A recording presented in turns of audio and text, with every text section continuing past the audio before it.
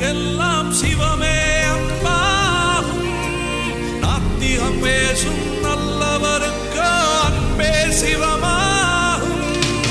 அன்பே சிவம், அன்பே சிவம் என்போம், அன்பே சிவம், அன்பே சிவம் என்போம், அன்பே சிவம், அன்பே சிவம் என்போம், அன்பே சிவம், அன்பே சிவம் என்போம். யார் யார் சிவம்